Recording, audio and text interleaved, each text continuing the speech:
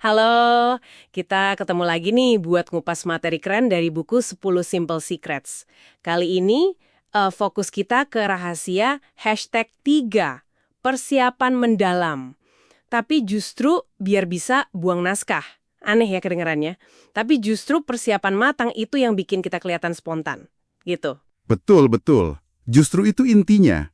Persiapan ini bukan beban tambahan, tapi malah jadi kunci kebebasan kita ngomong. Kayak kata pegolf Gary Player itu kan, makin sering latihan, makin hoki katanya. Nah, ini relevan banget buat komunikasi. Persiapan itu bikin yang susah kelihatan gampang. Oke, menarik. Nah, sumber kita ini kan membagi persiapan jadi dua pilar utama ya. Yang pertama, dan ini kayaknya sering agak dilupain, itu kenali audiens Anda. Tapi kenalinya tuh mendalam gitu. Iya, bukan cuma sekedar tahu, oh jabatannya ini, umurnya segini. Bukan itu. Ada 3 pertanyaan penting nih yang perlu Anda jawab dulu sebelum ngomong. 1. Apa sih yang benar-benar perlu mereka tahu? 2. Kenapa mereka harus peduli sama omongan Anda? Terus yang ketiga, Anda mau mereka ngapain setelah dengerin Anda? Nah, pertanyaan kedua itu, kenapa mereka harus peduli? Itu menurut saya, jantungnya lah, penting banget. Dan jawabnya itu harus dari kacamata mereka, bukan dari kita. Kalau kita nggak bisa jawab ini dari sudut pandang mereka, wah, kemungkinan besar pesan kita mental aja gitu, nggak nyampe. Jadi benar-benar coba masuk ke pikiran mereka ya. Apa sih yang lagi mereka pikirin? Apa masalahnya? Gitu. Persis. Apa sih konsen utama mereka sekarang?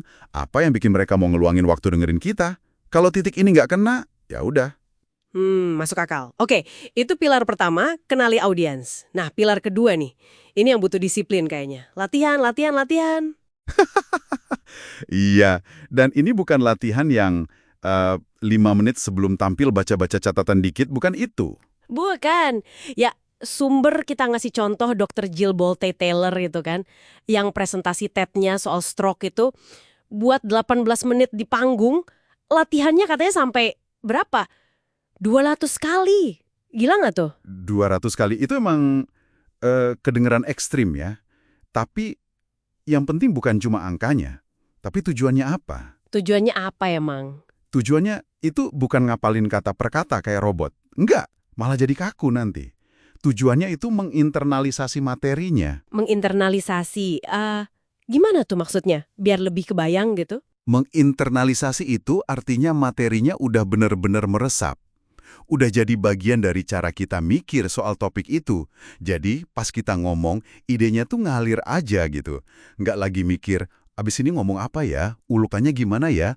Udah otomatis, kayak kita lagi cerita ke temen soal sesuatu yang kita kuasai banget. Oh, jadi karena udah meresap, kita nggak sibuk ingat-ingat lagi ya? Nah, itu dia.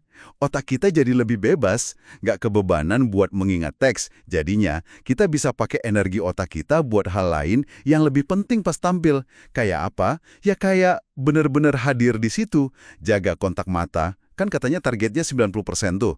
Terus kita bisa baca suasana, lihat reaksi audiens, nyesuaiin nada suara kita. Bahkan bisa lebih siap kalau ada pertanyaan dadakan gitu ya? Betul, karena kita udah kuasai konsepnya, bukan cuma hafal kalimatnya. Inilah inti dari membuang naskah. Naskahnya itu udah di dalam diri kita, bukan di kertas lagi. Kelihatan gampang karena kerja keras di belakangnya. Wow, oke. Tapi kan latihan 200 kali itu ideal banget ya. Kalau waktu kita terbatas gimana? Ada cara latihan yang efektif tapi nggak se ekstrim itu? Pasti ada, kualitas latihan itu lebih penting dari sekedar jumlah. Walaupun ulangan juga penting sih. Nah, sumber kita nyaranin alat bantu yang sederhana, tapi powerful banget. Apa tuh? Rekam diri Anda pas latihan. Pakai video. Pakai HP aja cukup kok. Direkam? Kenapa harus direkam segala? Karena mata kita sendiri nggak bisa lihat apa yang orang lain lihat pas kita ngomong. Dengan nonton rekaman, kita jadi objektif. Kita bisa lihat, oh, kontak mata gue kurang nih. Atau, wah, tangan gue gerak-gerak aneh. Atau, kok gue sering banget bilang ya. Hal-hal kecil gitu kelihatan banget di video.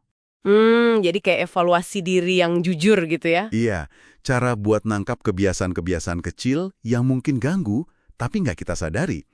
Sumber kita nyaranin, minimal nih, buat presentasi penting, Coba deh latihan penuh sambil direkam setidaknya 10 kali.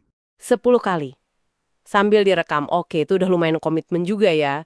Jadi kalau ditarik kesimpulan nih buat Anda yang dengerin, persiapan sejati itu intinya bukan ngapalin naskah ya. Bukan sama sekali. Persiapan sejati itu soal kuasai materi sampai benar-benar meresap, sampai jadi bagian dari diri Anda.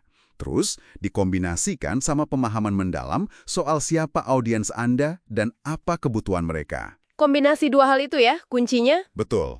Kombinasi itu yang bikin Anda bisa tampil pede, otentik, dan ya itu tadi, bisa benar-benar nyambung sama audiens Anda. Oh ya, satu lagi. Efek sampingnya, rasa percaya diri. Itu bakal naik drastis seiring Anda makin kuasai materi. Itu bukan sulap, tapi hasil logis dari latihan dan persiapan. Oke. Nah, sebagai penutup nih, mungkin ada pertanyaan buat Anda renungkan. Kalau Anda punya kesempatan bicara yang penting nanti, entah itu presentasi, rapat penting, atau mungkin obrolan yang agak sulit, seberapa jauh sih Anda mau ngeluangin waktu dan energi buat persiapan? Seberapa besar komitmen Anda buat bener-bener kuasai materi, biar bisa buang naskah dan terkoneksi secara tulus sama lawan bicara Anda?